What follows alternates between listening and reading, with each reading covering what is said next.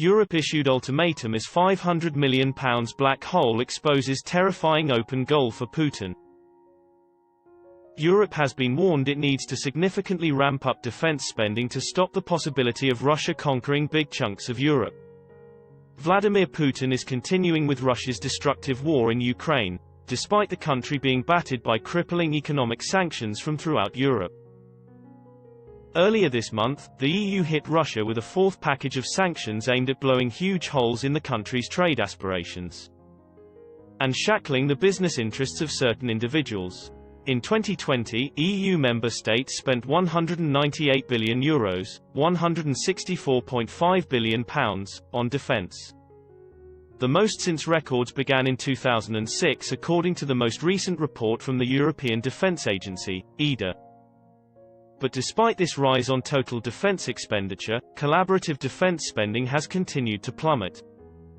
In 2020, member states spent a total of €4.1 billion, £3.4 billion, on the procurement of new equipment in cooperation with others, a fall of 13% compared to the €4.7 billion, £3.9 billion, spent in 2019.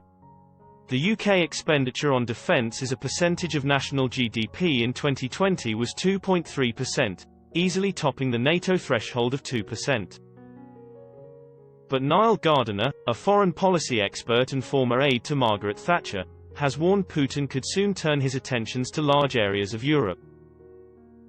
And nations need to be prepared to fight back.